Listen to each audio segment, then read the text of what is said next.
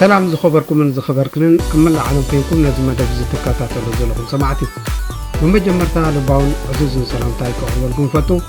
كابو بمقصال نلوم حزركم متزلكم مدب زي فلاتات نزي فلطو سلاز عشوس فلاتات مسلم زبلا رستي حزركم متزلكم إذا أنتايو مس إيرترا هاجرنا زتأساسر ويدماني مززلو خنتا زتأساسر بودا كوينو أبز ساعات زي نإيرترا ونتي إيرترا ومننت نموقع نمدخام نإيرترا ونت رأسن نمدنان زقبر زلو قوسقاسن زقبر زلو زمتاتاتن حجي زي جمرة كوانتا زي كونه أبز ساعات زقن مرغني نسلو زلو ويدماني كمزن عزو وزلنا عقونو زحلفو قداي كوين سلو زلو قد نها نحنا عقمنا بتزلنا عقمي أبلعلزهم سفازياتهم عقب كنبلن أتي زنزحوا زلو بروباغندا حق اللي على سرز زخنة نتي ناتهم علامة قبلو نتي زي فلت سب تناتهم قوني كسلفو ويدماني برين وش غيرهم نتي زي فلت سب فلات أتهم مسيلهم نتي زي فلت سب كتاللون كدانا قروان بزح يقعروا يسعروا ألو مالتي اللي تنمعالتن ስለዚህ ዝጉዳይ እዚ ናይ ብሓቂ ብጣዕሚ ኣዝዩ ዘገርም ነገር እዩ ምናልባት ነቶም ሓደ ክልተ ሰባት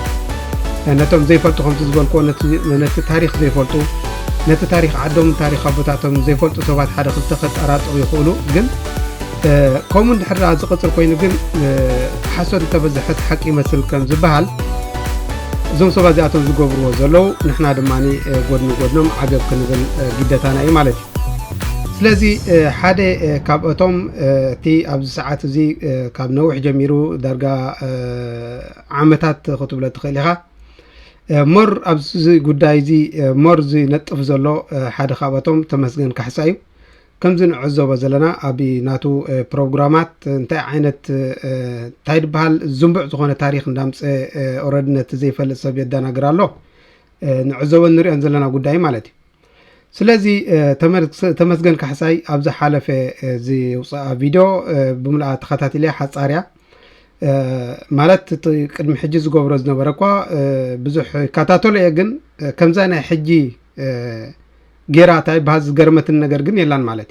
እዩ ምክንያቱ ኣብቲ ታሪክ ናይቲ ኤርትራን ኣብቲ መንነትን ኣብቲ ሕብረተሰብ ናይ ኤርትራን እንታይ ዓይነት ርድኢት ዝንቡዕ ዝኾነ ርድኢት ከም ዘለዎ ስለ ዝጎልሓለይ ንዑኻ በቲ ዓቕመይ ኣብቲ ናቱ ርድኢት ተመርኪሰ በቲ ናተይ ርድኢትካ ገለ ነገር ክብል ተገዲደ ኣለኹ ማለት እዩ መጀመርታ ተመስገን ካሕሳይ ኣብዛ ዝዘርግሓ ቪድዮ እንታይ ኢሉ ቀዲምና ንዓ ንስማዕ እሞኒ ብድሕሪኡ ሓደ ብሓደ ትንተና ክንህብ ክንፍትን ኢና ማለት እዩ ክቡራት ሰማዕቲ ብዙሕ ግዜ እዛ ፕሮግራመይ ቃተኛ ዝብላ ኣብቲ ዘዳልዎ ዝዓበየ ፕሮግራም ዕድል ዘይረኸብ ኩሉ ሓደ ነጥብታት ዘልዕለላ እያ ንሎሚ ከልዕለላ ደልየ ዘለኹ ነጥቢ ኣብቲ ብዙሕ ግዜ ዘካትዓና ነገር እዩ ንሱ ድማ ኤርትራ ኩሉ ሰብ ከም ዝርድኦ ድሕሪ መግዛእቲ ጣልያን ዝቆመት ዓዲ እያ እዛ ዓዲ እዚኣ ዋላ ኣብ ግዜ መግዛእቲ ከም ሃገር ከም መግዛእቲ ትቁም እምበር ሕጋዊት ዓዲ ነበረት ኣብ ግዜ ጣልያን ናይ መግዛእቲ ዓዲ እያ ነይራ ሃይለ ስላሴ መፅኡ ሓንቲ ኣካል ፌደሬሽን እያ ነይራ ብድሕሪ እንግሊዝ ከዓ ከም እንደገና ከዓ ኣብ ሙሉእ ኢትዮጵያ ኣትያ ከም ሓንቲ ኣካል ናይ ኢትዮጵያ ዝፀንሐት ዓዲ እያ እቲ ኩሉ ምእንተኣ ዝተገብረ መስዋእቲ ተኸፍለ ዋጋ ኣብ ቦትኡ ኮይኑ ኣብ መወዳእታ ግን ብከቢድ ፃዕርን ድኻምን ቃልስን ህዝቢ ኤርትራ ነፃ ዝኾነት ዓዲ ኣብ 91 ኣብ 93 ሕጋዊት ዓዲ ኮይና ስለዚ ኤርትራ ብሕጊ ከም ሃገር ዝቆመተሉ 1993 ሽዑ ኣብ ውድብ ሕብራት ሃገራት ወግዒ ተመስጊባ ኤርትራዊ ዝበሃል ድማ ሕጋዊ ለቢሱ ኣብ ሙሉእ ዓለም ተንቀሳቂሱ ቅድሚኡ ዝነበሩ ኤርትራውያን ብናይ ኢትዮጵያ ፓስፖርት ብናይ የመን ፓስፖርት ብናይ ሶማል ፓስፖርት ብናይ ኣሜሪካ ፓስፖርት ብናይ ኤውሮጳ ፓስፖርት ብዝተፈላለዩ ዓድታት ፓስፖርት እዮም ዝንቀሳቀሱ ነይሮም ዝኸበርካ ተመስገን ካሕሳይ first of all personally I have to respect on you እዚኣ ክትፈልጣ ዘለካ ማለት ክብርለን ንብላ ለኻ ምክንያቱ ፖለቲካሊ ግን ምሳኻ ዘይሰማምዕ ብዙሕ ነገር ኣለኒ ማለት እዩ ስለዚህ መጀመርታ ተመስገን ካሕሳይ ኣብዚ ዝጥቀመሉ ዘሎ ቃላት ደጋጊሙ ዝገልጾ ዘሎ ቃላት እቲ መግዛእቲ ዝብል መግዛእቲ ዝብል ክንደይ ግዜ ደጋጊሙ ኣሎ ክንሰምዖ ንኽእል እዚ ከዓ ናይ ገዛ ርእሱ መልእኽቲ ኣለዎ ማለት እዩ ስለዚ ኤርትራ ኣብ መግዛእቲ ከም ዝነበረትን ሕጋዊት ከም ዘይነበረትን ኦልሬዲ ዓለም ሙሉእ ዝፈልጦ እዩ ንሕና ጥራይ ደይኮንና ማለት እዩ ሕጋዊት ንምዃን ከዓ መስዋእቲ ተኸፊልዋ ማለት እዩ መጀመርታ ግን እንታይ እዩ ዝብለና ዘሎ ኤርትራ ካብ ጣልያን ጥራይ ዝተገዘት ገይሩ ይምፅዋ ዘሎ ተመስገን ካሕሳይ ብቅድሚ ዝነበረ ክገልጾ ይደለየን ምክንያቱ እታ ኤርትራ ትበሃል ኣብ 1890 ኤርትራ ከም ትበሃል ብጣልያን ስለዝተጠመቐት ወይ ድማኒ እቲ ኤርትራ ዝብል ስም ጣልያን ስለ ዘውፀላ ንዓኣ ንምግላፅ ኢሉ ብጣልያን ብኢታሊ ጥራይ ዝተገዘት ገይሩ ይምፅዋ ዘሎ ቅድሚኡ ዘሎ ታሪክ ግን ካልእ ማለት እዩ መጀመርታ ኤርትራ ብጣልያን ኣይኮነትን ጥራይ ተገዚኣ ብቅድሚኡ ዝነበረ እውን ብቱርክን ብግብፅን ዝተገዘት ሃገር እያ ቱርኪ ኣብ 15 ክፍለ ዘመን ምስ ገዛእታ ኤርትራ ሽዑንታ ተባሂላ ትፅዋዕ ነይራ ባሕር ነጋሽ ተባሂላ ትፅዋዕ ነይራ ማለት እዩ ኣብ ግዜ መግዛእቲ ቱርኪ ባሕር ነጋሽ ተባሂላ ትፅዋዕ ነይራ ብድሕሪ ቱርኪ ግብፂ ስለ ዝኣተወ ከዓ ብግብፂ ከዓ ተገዚኣ ማለት እዩ ካብ 1865 ንቱርኪ ተኸቲሉ ከዓ ግብፂ ከዓ ይገዝኣ ማለት እዩ ስለዚ እዚ ስለምንታይ ኢኻ እዚ ክተምፆ ዘይከኣልካ ኣይደነው ክርዳእኒ ከን ከምቲ ዝበልክዎ እዩ ድሓር እንታይ እዩ ኣብዚ ምናልባት ክእርመካ ብፍላጥ ዲ ብዘይፍላጥ ብዘይገድስ ክእርመካ ዘለኾ ነገር ተልዩ ድሕሪ ጣልያን እውን ኣብ 41 ኢንግላንድ ሒዝዋ እምበር ኢትዮጵያ ኮነትን ሒዛታ ድሕሪ ጣልያን ግን ንስኻ ኣብ ኢትዮጵያ ከም ዝተቆረነት ወይ ድማ ኣብ ኢትዮጵያ ከም ዝኣተወት ጌርካ ትነግረና ኣለኻ ምናልባት ብዘይፍላጥ ክኸውን ይኽእል ኣይደነው ግን ድሕሪ ጣልያን ግን እንግሊዝ እዩ ሒዝዋ ንኤርትራ ኣብ 41 ማለት እዩ ኣብ 50ታት ከኣመኒ ኦልሬዲ ንኢትዮጵያ ምስ ኢትዮጵያ ከም ትቆረን ከዓ ንሃይለ ስላሴ ረኪብዎ ማለት እዩ ንስኻ ግን ኣብዚ ቁርብታ ይበሃል ጌርካ ኣለኻ ንመእረምታ ኢልየ ማለት እዩ ምክንያቱ እቲ ታሪክ ከም ዘለዎ እንተ ምፃኢኻዮ ይፅቡቕ ዝተዛብዐ ታሪክ ነቶም ዘይፈልጡ ከም ምድንጋር ክፈጥር ስለ ዝኽእል ኢልየ ማለት እዩ መጀመርታ እቲ ሕጋዊ ትብሎ ዘለኻ ኤርትራውሲ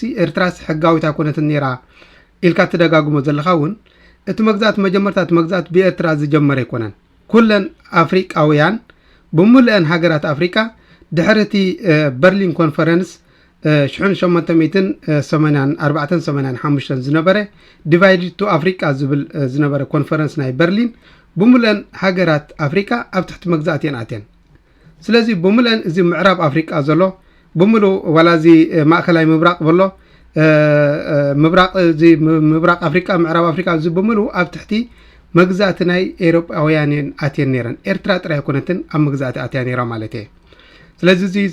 ዘይትፈልጦ ነገር ኣይኮን ትፈልጦ ኢኻ ግን ኮነልካ እንታይ ባል ትገብሮ ነገር ክትወቅዖ ዘለኻ ዕላማ ስለ ዘሎ ኢኻ ነቲ ኩነታት እንታይ ባል ትገብሮ ዘለኻ ማለት እዩ ስለዚ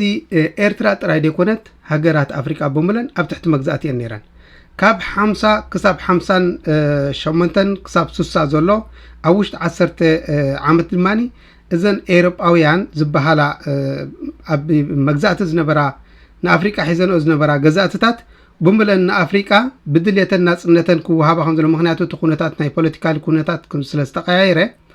ካብ ኣፍሪቃ ክንወፅእ ኣለና ዝብል ውዕል ስለ ዝገበሩ ኤውሮጳውያን ኦልሬዲ ናፅነተን ክወሃባ ተኻኢለን ናፅነተን ከዓ ተዋሂበን ዳርጋ መብዛሕትአን ሃገራት ኣፍሪቃ ካብ 50 ክሳብ 60 ዘሎ ካብ 1950 ክሳብ 1960 ዘሎ ብሙሉእ እተን መብዛሕትአን ዳርጋ ኩለን ክትብለን ትኽእል ሃገራት ብገዛእ ፍቃዶም እቶም ኤውሮጳውያን ናፅነተን ኣረኪቦምን ማለት እዩ ስለዚ ብዘይካ ከም በዓል ኤርትራ ዳ መሰላ ኤርትራ እውን ኣብ ሰዓት ኣብ ኣርባዕታት ናፅነታ ናይ ገዛ ናፅነታ ንኽትረክብ ሕቶታት ተልዕል ነይራ ብውድብ ሕብራት ሃገራት ንሱ ተነፂጉ ግን እንግሊዝ ናብ ሃይለ ስላሴ ምስ ረከባ ወይ ድማ ናብ ኢትዮጵያ ንክትቁረን ምስ ገበረኻ ህዝቢ ኤርትራ ድማኒ ናፅነቱ ክረክብ ሕጋዊት ሃገር መታን ክትህልዎ ኦልሬዲ ቃልሲ ጀሚሩ ኣብ ስሳታት ድሕሪ 30 ዓመት ከዓ ኦልሬዲ ብሓይሉ ብደሙ ብመስዋዕቱ ሕጋዊት ሃገር ከም ትህልዎ ገይሩ ማለት እዩ ስለዚ እዚ ጉዳይ እዚ እዚ ናይ መግዛእቲ ጉዳይ ደጋጊምኩም መግዛእቲ ናይ ጣልያን ዶ ተረፍ ናይ ጣልያን ዝበሃል ዘሎ ብሙልአን ተረፍ ናይ በዓል ዓዲ እንግሊዝ ተረፍ ናይ በዓል ጣልያን ተረፍ ናይ በዓል ጀርመን ዝነበረን ሃገራት እዚ ምናልባት ነቲ ዘይፈልጥ ከዳናግር ስለ ዝኽእል ከም ዝብለዘለኹም በር እዚ ዘይፈልጦ ነገር የለን ግን ሓፈሻው ግን ስለምንታይ እዩ ኤርትራ ጥራይ ዲያ ኣብ መግዛእቲ ነይራ ኤርትራ ናይ ተረፍ ጣልያን ያዶ ናይ ተረፍ ስናዕ ናይ ጣልያን እንዳተባሃልካ ዝግበር ዘሎ ጉስጎሳ መሰረቱ ነቲ ኤርትራው ዝብል መንነት ነቲ ኤርትራው ዝብል ሃገራውነት ንምድኻም ዝግበር ዘሎ ምዃኑ ኦረድ ህዝቢ ኤርትራ ፈሊጡ ወሎ እቲ ዘይፈልጦም ክፈልጥ ኣለዎ ማለት እዩ ስለዚ ሃገራት አፍሪካ በሙለን ኣብ ትሕቲ መግዛእቲ ነረን ሃገራት አፍሪካ ጥራይ ደይኮነውን በሙለን ዓለምና በሙሉ ሽዑ በሓይሊ ትማናጣጣለሉ ዝነበረት ህመት እዩ በዓል ህንድያ ከይተረፈ በዓል ኤሽያ ከይተረፈ ኩለን ኣብ ትሕቲ መግዛእቲ ዝነበረን ብጀካ በዓል ኢንግላንድ መንያ ኣብ ትሕቲ መግዛእቲ ዘይነበረት ኤሮጳ ንባዕለን ኣብ ትሕቲ መግዛእቲ ነይረን እየን ስለዚ እቲ መግዛእቲ ዘምፅኦ ሳዕብየን ስለምንታይ ንኤርትራ ከም ፍሉይ ጌርካ ክትውቃዕ ይድሎ ኣሎ ስለዚ ኤርትራ ብጣልያን ጥራይ ደይኮነት ብቅድሚ ጣልያን ዝነበረውን ብበዓል ቱርክ እውን ኣብ መግዛእቲ ነይራ ማለት ንምንታይ ናይ በዓል ቱርክ ናይ በዓል ግብፂ ክለዓል ዘይደሊ እንድሕር ኢልና ግን ከምቲ ንሶም ዝብልዎ ከምቲ ንስኹም ትብልዎ ኤርትራ ትበሃል ስም ካብ 1890 ድሕሪ ጣልያን እዩ ጠሚቕዋ ወይ ድማ ናውፂላ ዝብል ምስምስ እዩ ብቅድሚስ ምስ ኢትዮጵያ ሓደ ዓይነት ያ ነይራ ስለዚ ኤርትራ ሕጂ ዝመፀት ሓተስ ሃገር እያ ገለ ዝበሃል ኣባሃላ ነዚ ንክትጥቀምሉ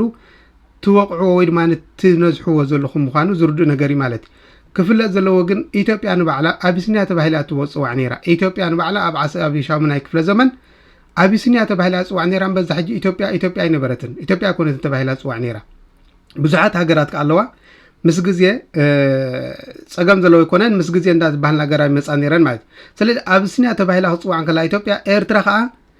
ባሕር ነጋሽ ተባሂላ ጽዋዕ ነይራ ማለት ስለምንታይ ነዝኸ ኣብ ግም ዘይቱ ማለት ሓፈሻውቲ ምድር ሓበሻ ተባሂሉ እኳ ይጽዋዕ ነይሩ ታሓቲ እዘን ኩለን ቀርና አፍሪካ በዓል ጅቡቲ በዓል ሶማሊያ በዓል ኢትዮጵያ በዓል ኤርትራ ወሲካ ምድር ሓበሻ ተባሂሉ ዝጽዋዕሉ ዝነበረ ህመት ነይሩ ማለት ምስ ግዜ እንዳተፈናጨለ ምስ ምዕባለታት እንዳ ተተኻኸ ምስ መፀግን ኦሬዲ ነናተ እንዳተፈናጨላ መፅን ኣስማቱ እንዳተዋሃባ መፅን ማለት ስለዚ ስም ናይ ምቅያር ወላ ሓንቲ ሽግር ዘይብሉ ዘለዎ ይኮነን ስም ድሕርዳ ኤርትራሲ ጣልያን ዘውፃልና ስም ይሞኒ ስለዚ ኤርትራዊ ባዕሉ ኤርትራ ስም ዘይነውፀሉ ድሕርዳ ኢሉ ህዝቢ ኤርትራ ዘይቀየርሉ ምክንያት የለን ብዓዱን ብሃገሩን ግን መሰረቱ ዘይደራደርን ኣዋጋ ዕዳጋ ዘይኣቱን ህዝቢ ማለት ስለዚ እዚ ኾነ ኢልካ ዝግበር ዘሎ ዝታይ በሃል መሰረቱ ጉጊ ጎስጓሲ ማለት አሜሪካ ንባዕላ እንድሕር ኣሪና አሜሪካ እውን ንባዕላ ማእስያ ተመስሪታ እንድሕር ኣሪና ኣብ 17 ክፍለ ዘመን እያ 1776 እያ ከም ሃገር ቆይማ ማለት ብምለን በዓል ኣውስትራልያ 1901 እየን ከም ሃገር ቆይመን በር ኣብታይ ባህልን ነይረን ማለት ስለዚ ኤርትራ ብሰዓዚ ዝግበር ዘሎ ጎስጓስ መሰረቱ ካብ በዓል ተመስገን ካሕሳ ጀሚርኩም ሓቀኛ ታሪክ እቲ ሓቀኛ ታሪክ ክትምህሩ እንድሕር ክኢልኩም ይሰብከ እንድሕር ኣፍልጦልኩም ማለት ኣፍልጦ እንተዘይብልኩም ግን ነቲ ዘይፈልጥ ስለ ዝዕሾኹም ፈላጣት ኮይኑ ይስማዓኩም ኣሎ ማለት ስለዚ መሰረቱ ጌጋ እዩ ነቲ ሓድሽ ወለዶ ክትዳናግርዎ ትኽእሉ ኢኹም ነዚ ታድበሃል ግን መሰረቱ ነቲ ታሪክ ዝፈልጥ ህዝቢ ግን መሰረቱ ከተዳናግሮ ይትኽእልንኹም ማለት ስለዚ ተመስገን ካሕሳይ ብዛዕባ እዚ ካልኡን ኣሎ ብዛዕባ ኤርትራ ዝበሎ ብዛዕባ እቲ መንነት ዝበለውን ኣሎ ቀዲምና ናብኡ ንኺድ እሞ ብድሕሪኡ ንዑኻ ትንታነ ክንህበሉ ኢና ማለት እዩ ድሕሪ 1993 ግን ናይ ኤርትራ ፓስፖርት ሒዞም ክንቀሳቀሱ ጀሚሮም ስለዚ እዞም ኤርትራውያን እዚኣቶም ድሕሪ 1993 ሕጋዊት ምስኮነት ብድሕሪኡ ድዮም ነቲ ፓስፖርት ምስ ወሰድዎ ኤርትራዊ መንነት ወሲዶም ወይሲ ቅድሚኡ ኤርትራዊ ዝበሃል መንነት ነይርዎም ብዜግነት እዮም ዝንቀሳቀሱ ነይሮም እታ ኤርትራዊ መንነት ትበሃል ማዕዛ ተሰሪሓ ዝኸበርካ ተመስገን ካሕሳይ መጀመርታ እቲ መንነት ዝበሃል ብኸመይ ርዲእቱ ተረዲእኩም ዘሎ ኣነ ንባዕለይ ኣይርዳእንን እዩ ሓፈሻው ግን ብዛዕባ እቲ መንነት መግለፂ ክንገብረሉ ኢና ድሓን ፀኒሕና ኣብ ሰዓት እዚ ግን እንታይ እዩ ዝብለና ዘሎ ተመስገን ካሕሳይ أتي إرتراو زبها المننت دحر 93 هاجر إرترا حقاويت مسكونة زمت أديو ويس بقدمي إنيريو بلاس انتاي بلنا له أتي إرتراوي زيغا باسبورتو بناي إثيوبيان بناي سوماليان بناي أمريكان بناي كالوت هاجراتن يزن كاس أصنيرو برناي جزا أرسو باسبورتي نبرن بلنا له مالتي مجمرتا أتي مننت زبها بباسبورت تراي تمزنو ويدمان تلقو انت اللي خا مسرته جوجل حبريتا ويدمان جوجل رديت تردي كلا خويني سمعني فكورس اتي باسبورتون حدا مجلس نايت مننتي جن بباسبورت تراي زجلس مننت جن يلان مخنياتو خم خنبل نحر خوينا انا ابنت تجارو باسبورتي يبلوم ناي غزار سوم باسبورتي يبلومن بنا ايثيوبيا باسبورتيوم زنوبرون زنقاسقوسون سلازي تي تግራይ ዝበሃል መንነቱን የለን ክንብሊና ማለት እዩ በቲ ትብሎ ዘላ ወይ ድማኒ በትን ዝዓኻ ዝርዳእካ ዘሎ ኣራዳዳ ማለት እዩ ስለዚ ብናይ መን ፓስፖርት ራ ክንቃሳቀሱ ደሊኻዮም እስከ ሕሰብ ተመስገን ካሕሳይ እንተዳ እታ ሃገር ብዓብዩ ኣብ ትሕቲ ጭቆና ኣብ ትሕቲ መግዛእት እንተዳ ሊ ኮይኑ ብናይ መን ፓስፖርት ራ ክንቃሳቀሱ ትደልዮም ነርካ ማለት እዩ ምክንያቱ ንሶምን ኮ ናይ ገዛ ርሶም ፓስፖርት ንኽውንኑ ናይ ገዛ ርሶም ጳጤራ ክውንኑ ናይ ገዛ ርሶም ባንዴራ ክውንኑ ናይ ገዛ ርሶም ኩሉ ነገር ስርዓተ ክብርታት ናይቲ ሃገር ንኽውንን እዮም ዝቃለሱ ነይሮም ማለት ተቃልሱን ንኸም እዮም ነይሩ ማለት ስለዚ ግድነት እዮም ኣብ ትሕቲ መግዛእት ተሊኻ በቲ ትግዝኦ ዘለኻ ሃገር ወይ ድማ በቲ ናይ መግዛእቲ ኩነታት ተቀይርካ ክትከይድ ማለት ስለዚ ኣብ ሰዓት ዝኸማን ንባዕልኻሲ ብናይ መን ፓስፖርት ክትንቀሳቀስ ዘለኻ ብናይ አሜሪካ ፓስፖርት ክትንቀሳቀስ ዘለኻ እምበር ብናይ ኤርትራ ፓስፖርት ይኮንካን ወይ ብናይ ኢትዮጵያ ፓስፖርት ይኮንካን እንተዘይ ተጋግየ ማለት ምክንያቱ ስለምንታይ ኢኹም ዘግብረካ ዘሎ ምክንያቱ አንጻር ናይቲ ስርዓት ትቃለስ ስለ ዘለኻ ፓስፖርት ናይ ኤርትራ ክትወሃብ እንድሕር ኮይንካ ቅጥዕታት ከተማልእ ኢኻ ማለት ስለዚ ነቲ ቅጥዕታት ከተማልእ ስለ ዘይደለኻ ብናይ አሜሪካ ፓስፖርት ትንቀሳቀስ ኣለኻ ስለዚ ኣብ ገዛ ዓዶም ከኣመኒ እቲ ወራሪ ወይ ድማ ነቲ ገዛኢ ባዕዳዊ ሓይሊ ስለ ዝነበረ ግድነት በቶም ናይ ባዕዳውያን ፓስፖርቱ ወይ ድማ መንቀሳቀሲ ሒዞም ይንቀሳቀሱ ነይሮም ማለት ብዛዕት መንነት ዝበልካዮ ግን ብድሕሪኡ ዲ ብቅድሚኡ ዝመፀ መንነት ተዳልካዮ ግን እቲ ህዝቢ ከምዚ ዝበልናዮ እቲ መንነት ብኸመይ ዝርዳኩም አይደነው ግን እቲ ሃገር ቅድሚ ጣልያን ውን ባሕር ነጋሽ ተባሂላ ትፅዋዕ እንተደኣ ነይራ ኮይና እቲ ህዝቢ እቲ መንነት ናይቲ ህዝቢ ኣብ ሃገሩ ኣብቲ ዓዲ ዝነበረ ዳንበር ብድሕሪኡ ምስ መግዛእትታት ዝመፀ መንነት ኣይኮነን ስለዚ ምናልባት ከምዚ ዝብሎ ዘለኹ እንዳሓር ክንገልጾ ኢና እቲ መንነት እንታይ ዘጠቃልል ከምዚ ንስኻት ገልጾ ዘለኻ ብፓስፖርቲ ብገለ ጥራይ ደይኮነ እቲ መንነት ዝበሃሉን ሰፊሕ ዕንቆት ወይ ድማ ሰፊሕ ኣራዳዳ ክትረዶ ይግባእካ እዩ ስለዚ ብኸመይ እቲ መንነት ዝበሃል ክንገልጾ ኢና ፀኒሕና ስለዚ እቲ ናይ ፓስፖርት ትብሎ ዘለኻ ወይ ድማ እቲ መንነት ድሕሪኡ ዝመጽ ወይ ቅድሚኡ ዝመጽ ትብሎ ዘለኻ ግን ኣብቲ እቲ ጎደሎ ዝነበረ ናይቲ ህዝቢ ዝደልዮ ዝነበረ ድሌታት ዝሓቶ ዝነበረ ሕቶታት ኣብ 93 ሙሉእነት ስለ ዝረኸበ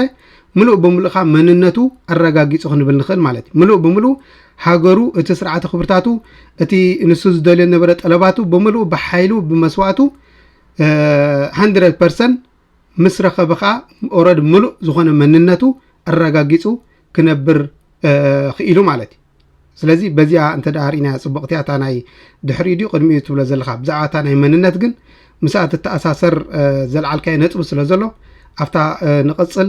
ክንዝርዝሮ ኢና ወይ ድማ ኤክስፕሌን ክንገብሮ ኢና ማለት እዩ ስለዚ ብዛዕባ እንታይ ዝብለና ዘሎ ተመስገን ካሕሳይ ብዛ ዝቕፅል ዘላ እውን ንስማዓዮ እሞ ብድሕሪኡ ከዓ ትንታነ ክንገብረላ ኢና ማለት እዩ እዚ ኣገዳሲ ሕቶ እዩ ምክንያቱ ቅድሚ 3 ዓመት ኣነ ዘቕረብክዎ ሕቶ ኤርትራ ናይ ዜግነት እምበር ናይ መንነት ዓዲ ኮነትን ማለተይ ነፍሲ ወከፍ ኣብ ኤርትራ ዝነብር ዜጋ መንነት የብሉን ኣይኮንኩን ኢለ ኣለዎ ግን መንነትናስ ሓደ ይኮነን ኣመፃፃና ሓደ ይኮነን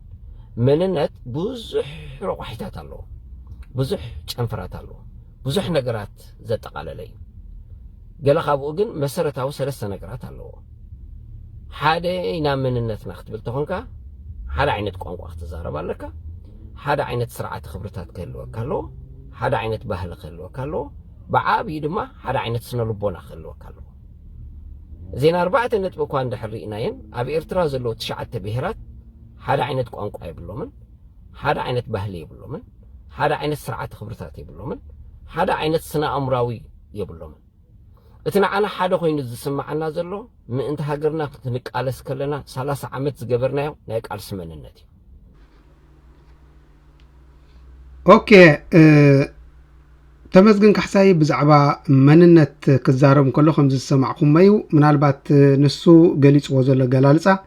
بتي نعوز طعمه ويدماني بتي نسو خسر حز دل زلو بوليتيكاو فلسفنا قليص وزلا منالبات انت اي زبلنا زلو بزعبا مننت نسي كمتي نسو زرودو مننت حدا عينت مننت كله كان دحرا خوينو يبلالو حدا عينت قانقا خلوكا خلالو حدا عينت سرعه خبرتات كلوكا خلالو حدا عينت سنو عمراوي ወይ ድማ ስነ ልቦና ክህልወካ ክኽእል ኣለዎ እዩ ዝብለና ዘሎ ማለት ብጣዕሚ እዚአንካ ኣገደስቲያን ብጣዕሚ ሓደገኛታትን ግን ሰፊሕ ትንታነ ክግበረለን ዝግበአን ማለት ካብኡ ብምቕጻል እውን እንታይ ኢሉ ዘሎ ብዛዕባ ኣብ ኤርትራ ዘለው 9 ብሄራታት ኣልዒሉ ኣሎ እዞም ኣብ ኤርትራ ዘለው 9 ብሄራት ከማንስኒ ሓደ ቋንቋ የብሎምን ሓደ ዓይነት ስርዓተ ክብርታት የብሎምን ሓደ ዓይነት ስነ አእምራዊ የብሎምን ስለዚ እዚ ዓይነት ክሳብ ዚ ሃለዎም ከኣመኒ መንነት ዝበሃል የብሎምን ይዝብለና ዘሎ ብሕፅር ዝበለ ማለት እዩ ኣብዚ ዝረስዓ ወይ ድማኒ ክጠቕሳ ዘይከኣለ ኮነ ኢልዩ ኮነ ማለት ዘይፈለጠ ይኮነ እንዳፈለጠ እዩ ሓዲግዋ ሓደ ዓይነት ሃይማኖቱን ክውስኸላ ነይርዎ ምክንያቱ ሓደ ዓይነት ሃይማኖት ግን ነቲ ንሱ ክሰርሖ ዝደሊ ዘሎ ፖለቲካዊ ፍልስፍና كتهرم سلاتخل جن روديغوسي وحليفه مالتي سلازي تمزجن كحساي كم زي زبلو زول انتدا خوينو اتي مننا زبحال كم زبلو زول كم زغولص زول انتدا خوينو اب عالم مننا زبحال يلن يلنا خندمدمينا مالتي اب عالم مننا زبحال يلن اب زبل مدمدمتا كنبصح نخل مالتي مخنياتو كم زبلن زول مخنيات انتايو اب حدا هاجر ابينا هاجريو حدا عينت قنقوا حدا عينت سرعة خبرتات حدا عينت لبونا زلوو هاجرات عينت هاجر الله تقصلنا انت رايك ياخذ تقصلك يكلني مخنياتو اتعلم بخمس سرحت عالم يكونت اب نفس وقف هاجرات زتفعل عينت سرعة خبرتات اللون زتفعل عينتات اتني جروب الله زتفعل عينتات قنقواتات الله سلازي اب ارترا رايديو زو غدايزي زلون دحرايلنا اب عالم ملئ زلو سلازي اماصاصኦም بزيقدس اماصاصاون تقيسو الله اماصاصان ገለመለን بزيقدس اب حدا هاجر ግን حدا عينت سنلبنا حدا عينت سنلبنا خلو انت دا خوينو خمتن زغلصو حدا عينت ቋንቋ حدا عينت ሃይማኖት حدا عينت ስርዓተ خبرታት كله ኣይክእልኒ ምክንያቱ ኣብ ኩሉ እንድሕራሪና ባዓል ኢትዮጵያ ክንደይ عينت ቋንቋታት ኣሎ كندي عينت اتنيك جروب الله درجة سمينا لعل سمينا زخونو اتنيك جروب الله مالت قانقواتات كعزي تأدنو قانقواتات الله أبا عسودان تداخلنا خمو أب كلن هاجرات استفعل عينت قانقواتات استفعل عينت جروب الله اتنيك جروب الله مالت سلازي انتا كجبر سلاز دلي يبزز جبر زلن حرائلنا جن زيركا نفتح حدا عينت قانقوا سلازلا تجراي اب تجراي حدا عينت قانقوا سلازلو اب تجراي حدا عينت سرعة خبرتات سلازلو اب تجراي حدا عينت سنة لبناوي دما سنة أمراو سلازلو نمبال زتقملو التقاقماي ازو خا مسرت رونغي مخنياتو تجراي كساب ساعات زي اب تحت إثيوبيا مالت مس إثيوبيا حنت خللنا إثيوبيا دايامبر تجراي نبعلى هاجر كم هاجر زقمت هاجر يكونتن سلازي كم زبلو زولن حرقون كوينو تهاجر تا تجراي تبال هاجر مو مجمرتا نا غزا رس هاجر تنصيله كم هاجر وقعيت هاجر تكون بدحري ازوم زبلوم زلو سرعه خبرتات دريو حدا عينت قانقوا دي حدا عينت ردي دي حدا عينت سنا امراو ديو اللو ملنا خنزارب مجمرتا كم هاجر يقومو سلازي اذا كل تجراي اب ساعزي حانت كل ناي ኢትዮጵያ ስለዝኾነት ኣብ ኢትዮጵያ ከምትም ለዘለና ዘይተኣደነ ቋንቋታት ኣለው ዘይተኣደነኻ ብሄራት ኣለው ማለት ስለዚ በዚ ዝልክዖ ዘሎ ይኮነ ዝልክዕ መንነት እንታይ ማለት እዩ መንነት እንድሕራልና ካብቲ መበቆላዊ ሓረጋዊ መበቆል ዝመንጨወ እዩ ስለዚ ኣብ ኤርትራ እንድሕራሪና መንነት ናይ ኤርትራ እንድሕራሪና ብኸመይ አንገልጾ 9 ብሄራት ኣለው 9 ብሄራት ከዓ ነናቶም ቋንቋታት ኣለዎም ነናቶም ስርዓተ خبرታት ኣለዎም ነናቶም ባህልን ልምድን ኣለዎም እዚ ዘይከሓድ ነገር እዩ ንብምሎም ዝጥርንፎም ንብምሎም ሓደ ዓይነት ስነ ልቦና ከግብሮም ዝኽእል ግን እቲ ሃገራዊ መንነት ዝበሃል ነገር ኣሎ ሃገራዊ መንነት ዝበሃል ነገር ኣሎ ኣብ ኢትዮጵያ ግን ሓደ ዓይነት ስነ ልቦና ኩሉ ይክእልኒ ምናልባት በዚ ሕጂ ተፈጢሩ ዘሎ ኩነታት ብዛዕባ ሃገራዊ ስነ ልቦና ኣለኹ ንብል ኣይንኽእልና ምክንያቱ ኦሮሞ በቲ ሃገር ክንፍንጨል ኢና ይብሉ ትግራይ በቲ ሃገር ክንፍንጨል ኢና ይብሉ እቲኦም በቲ ገለ ነገር ይብሉ ማለት ሕጂ እንታይ ተፈናጭሉ እንታይ ተኸፋፊሉ ኣሎ እቲ ስርዓተ ክብርታት እቲ ስርዓተ ቋንቋ እቲ ዝበልናዮ ቋንቋታት እቲ ዝበልናዮ ብሄራት ሓደ ዓይነት ኣይኮነን ኢልና ኣለና እቲ ሃገራዊ ስነ ልቦና ድማኒ ሓደ ዝነበረ ሕጂ 50 ዓይነት ሕቶታት እንተልዒሎም እቲ ናይ ሃገራዊ ስነ ልቦናውን ኦረዲ እንዳተፈናጨለ ይኸይድ ኣሎ ማለት እዩ ኣብ ኤርትራ ግን ከምዚ ዝበሃል ነገር የለን ብዘይካ ኤርትራ ካልእ ኤርትራ ስለዘየለ ብዘይካ እታ ሃገር ኤርትራ ዝበሃል ካልእ ሃገር ስለዘይብሉ እቲ ህዝቢ ካብ ራስ ቄሳር ክሳብ ራስ ዱመራ ካብ ጫፍ ናብ ጫፍ ሰሜን ደቡብ ምብራቅ ምዕራብ ብምልኡ ብቲናቱ ስነ ልቦና ግን ኣብቲ ሃገራውነቱ ይራኽቦ ስለዚ ሃገራዊ ስነ ልቦና ሓዘል ከዓ ኦረዲ ሒዙ ይኸይድ ኣሎ ማለት እዩ ስለዚ እቲ ሃገራዊ መንነት ፐርሰናሊ ናይ ገዛ ርስኻ መንነት ዝገልጽ ነገር ኣሎ ንኣብነት ሰሆ እንድሕር ገሊጽና ሰሆ ናይ ገዛ ርእሱ ሳዕሳዒት ኣለዎ ሰሆ ናይ ገዛ ርእሱ ባህሊ ኣለዎ ሰሆ ናይ ገዛ ርእሱ ቋንቋ ኣለዎ ሰሆ ናይ ገዛ ርእሱ ባላላዕ ኣለዎ ኣነባብር ኣለዎ ኣቋንን ኣለዎ ኩሉ ነገር ማለት እዩ እዚ ናይቲ ግሩፕ ናይቲ ሰሆ ዝበሃል ግሩፕ ዝገልጽ መንነት እዩ ትግራይ ልክዕኸሙ ትግርኛ ልክዕኸሙ ዓፋር ልክዕኸሙ ወላ ኩናማ ናራቶም ካልእ ብሄራት ብምሎም ነናቶም ዝገልጽ ነቲ ፐርሰናሊ ዝኾነ ዝገልጾም መንነቶም ኣለዎም ኣበይ ዳ እቲ ሃገራዊ መንነት ዘራኸቡ እንተዳኢልና ግን ኣብቲ ናይ ሃገራዊ መንነት ከም ዝብሎ ዘለኹ ናብቲ ናይ ስነ ልቦናዊ ናይ ሃገራዊ ስነ ልቦና ግን ይራኸቡ ማለት እዩ ምክንያቱ ሓደ ዓይነት ባንዴራ ኣለዎም ሓደ ዓይነት ዝጥቀምሉ ሃገራዊ መዝሙር ኣለዎም ምናልባት እቲ ሃገራዊ መዝሙር እንታይ ባል ክኸውን ይኽእል ግን ሃገራዊ መዝሙር ክሳብ ዝኾነ ግን ኦረዲ ኣብቲ ናይ ሃገራውነቶም ይራኸቡ ኣለዉ ማለት እዩ ሓደ ዓይነት ጳጤራ ይጥቀሙ ኣለዉ ሓደ ዓይነት ፓስፖርት ይጥቀሙ ኣለዉ ኩሉ ነገር እዚ ብእኩብ ድምር ከዓ መን እንታይ ገይርዎም ኣሎ ሃገራዊ መንነት ከዓ መን ናይ ሓባር ሃገራዊ መንነት ኣለዎም ክንብል ንኽእል ማለት እዩ ስለዚ ኣብ ኢትዮጵያ ግን ከምኡ ዓይነት ኣሎ ድንታ ደሊና የለን ምክንያቱ ትግራይ እንድሕር ኢልና ትግራይ ናይ ገዛ ርእሶም ጳጤራ ይብሎምን ናይ ገዛ ርእሶም ፓስፖርት የብሎምን ናይ ገዛ ርእሶም ሃገራዊ ዓለማዊ ባንዴራ ይብሎምን ስለዚ እዞም ሰባት እዚኣቶም ኦረዲ ክልል ናይ ኢትዮጵያ ዳንበር ሃገር ኣይኮኑም ምናልባት ሃገር ኮይኖም ተፈንጭሎም ከም ኤርትራ ሃገር ናይ ገዛ ርእሶም ናጽነት እንድሕራ ኣብ ውድብ ሕብራት ሃገራት ወግዓውያን እንድሕራ ኮይኖም ግን ከምዚ ንብሎ ዘለና እንድሕራ ኣማሊኦም እዞም ሰባት እዚኣቶም ፍኮርስ ሃገራውያን ኢልና ንፅውዖም ሃገራዊ መንነት ኣለዎም ሃገራዊ ተሓሳስባ ኣለዎም ኢልና ክንፅውዖም ንኽእል ማለት ስለዚ ኤርትራዊ መንነት ብከምዚ ዝገልጾ ዘለኹ እዩ ምናልባት እዞም ብሄራት ነንሕድሕዶም ኣብቲ ፐርሰናሊ ዝገልጽ ናይ መንነት ዝገልጽ ዝበልክዎ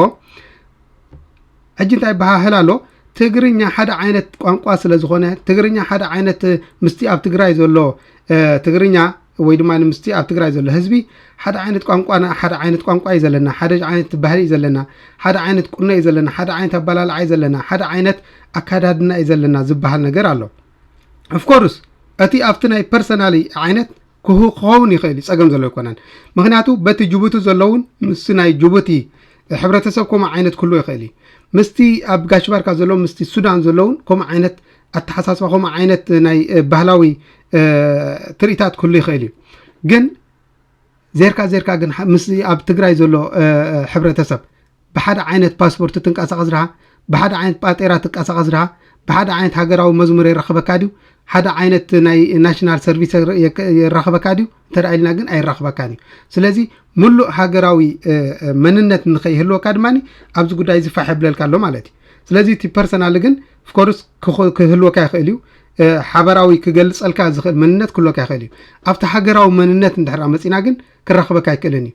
ከምኡ እንድሕር ኮይኑ እውን እኮ ትግርኛን እቲ ባህሊ ናይ ትግርኛን እቲ ሳዕሳዒት ናይ ትግርኛ ቋንቋ ናይ ትግርኛን ምስቲ ናይ ሰሆት ቋንቋን ምስቲ ባህሊ ናይ ቋንቋ ናይ ሰሆን ብሰማይን ምድርን ክረኸቡ ይክእልን እዮም ኣብ ምንታይ ዘራኸቡ ዘለዉ እዞም ሰባት እዚኣቶም እንድሕር ኢልና ግን ኣብቲ ሃገራዊ ሓፈሻዊ ኣብቲ ሃገራዊ ዝበሃል ይረኸቡ ኣለዉ ማለት እዩ ኣብቲ ሃገራዊ መዝሙር ክረኸቡ እዮም ኣብቲ ሃገራዊ ሰርቪስ ክረኸቡ እዮም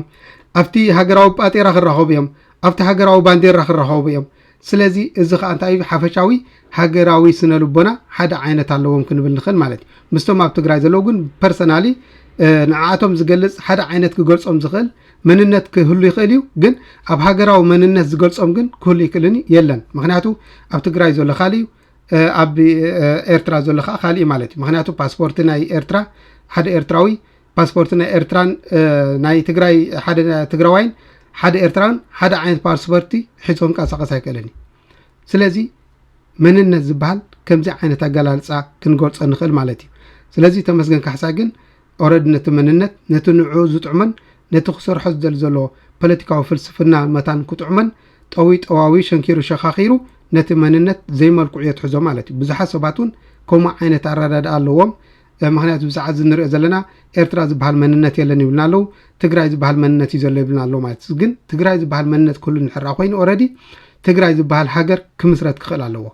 ሃገራዊ እንታይ ዝበሃል ክህልዎ ክኽእል ኣለዎ ወግዓዊ ስለዚ ኣባል ናይ ውድብ ሕብራት ሃገራት ዝኾነ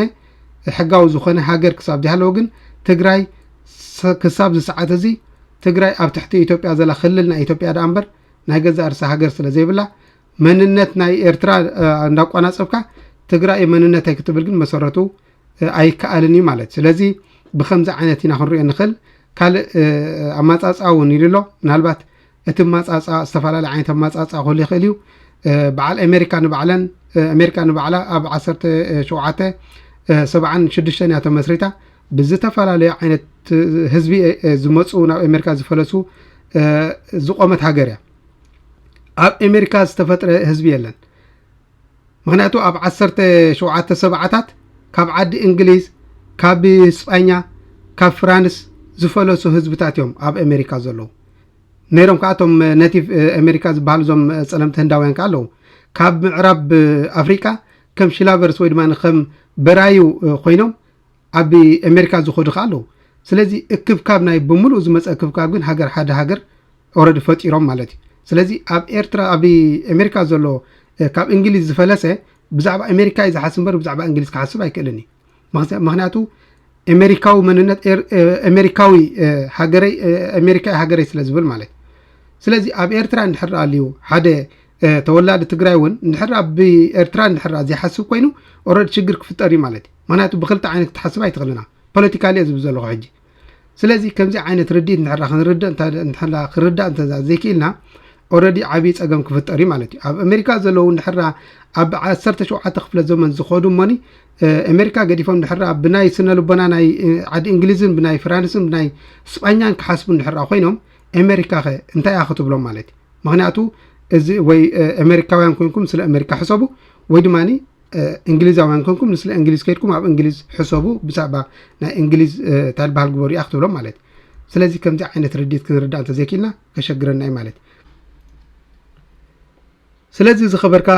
ተመስገን ካሕሳይን ከመኻ ደኣ መሰሉን ኣብዚ ጉዳይ እዚ ኮነ ኢልኩም እንዳፈለጥኩም ድኹም ዋላ ከይፈለጥኩም ትፅይቁ ዘለኹም እዚ ጉዳይ እዚ ደው እንተዳኣቢልኩሞ ፅቡቕ እዩ ምክንያቱ በዚ ትኸድዎ ዘለኹም ኣገባብ ወይ ድማ ንኣካይዳ እንድሕርዳ ቀፂልኩሞ ነዚ ሕብረተሰብ እዚ ናብ ዘይውዳእ ሽግርን ናብ ዘይውዳእ ፀገምን ዓዘቕትን ክሸምዎ እንተዘይክኢልኩም ካልእ ዋላ ሓንቲ ዝመፅእ ረብሓን ዝመፅእ እንታይ ባህልን ክህሉ ይክእልን ማለት ካብ ጥቕሙ ጉዳኣቱ ክበዝሕ ምዃኑ እዚ ክትፈልጡ ክትክእሉ ኣለኩም ማለት እዩ ስለዚ ንሓደ መንነት እንዳወቃዕካ ንሓደ ሕብረተሰብ እንዳቋናፀብካን እንዳቃሸሽካን ዝግበር ነገር ዋላ ሓንቲ ለውጢ ክመፅእ ኣይክእልን እዩ እዚ ህዝቢ እዚ እንድሕር ሰላም ክነብር እንድሕር ትደልይዎ ኮይንኩም እዚ ህዝቢ እዚ ከም ጎረባብቲ ኮይኑ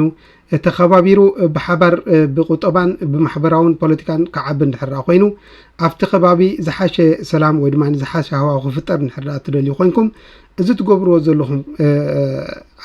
ኣዝዩ ሓደገኛ ዝኾነን ኣዝዩ ተነቃፊ ዝኾነን ነገራት ገዲፍኩም ናብቲ ዑሪ ኣካይዳን ኣተሓሳስባን መፂኹም እንተዳ ሰሪሕኩም ፅቡቕ መኾነ ዝብል ግምት እዩ ዘለኒ ማለት እዩ ንሕና ንሕናስ ክንቅፅል ኢና ዝብል እንድሕር ኣተሓሳስባ ኣለኩም ኮይኑ ግን ህዝቢ ኤርትራ ብኣኹም ዋላ ሓንቲ ዝጠራጠር ወይ ድማ ንብኣኹም ሰጋእ መጋእ ዝብለሉ ነገር የለን እቲ ኤርትራዊ ምክንያቱ እቲ ኤርትራዊ ከምዚ ዝበልናዮ ከቢድ ዋጋ ዝኸፈለ ሕብረተሰብ እዩ ከቢድ መስዋዕቲ ዝኸፈለ ሕብረተሰብ እዩ ኣብ ሃገሩን ኣብ መንነቱን ኣብ ታይድ ባህልን ከዓ ዘይደራደርን ዋጋ ዕዳጋ ክእቱ ዘይክእልን ሕብረተሰብ ምዃኑ ክትፈልጡ ይግባኩም ማለት እዩ ስለዚ ንዕሪ ኣለና እንዳበልኩም ትፅይቁ ስለ ዘለኹም እዚ ጉዳይ እዚ ቀዊልኩም ሕሰብሉ ሰባት ኣይተደናግሩ ከምቲ ዝበልክዎ ንዘይፈልጡ ስለተታልሉ ፈላጣት ኮይኑ ዝስማዓኩም ክህሉ ይኽእል እዩ ግን ሓፈሻዊ ግን መሰረቱ ትገብርዎ ዘለኹም ከይዲ ወይ ድማ ትኸድዎ ዘለኹም ከይዲ መሰረቱ ጉጊ እዩ ማለት እዩ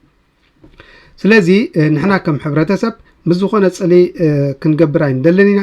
ምስ ዝኾነ ጎረባብትና ብሓባር ብስኒት ብፍቕሪ ብሓባር ክንዓቢ ኢና ንደሊ እዚ ሕብረተሰብ እዚ ከዓ እቲ ዝደመዮ እቲ ዘለዎ ሽግር ይኣኽሎ ስለዚ ንስኹም እውን ኣብ ዝጥዕመኩም ሃገር ኮይንኩም ነዚ ሕብረተሰብ እዚ ናብ ዘይውድቕ ሽግር ኣይትሽመምዎ ንምባል እዩ ስለዚ ንሎም ዝነበረኒ መደበይ ኣብዚ ክፍፅመ يغني صنيلكم زسمعكمني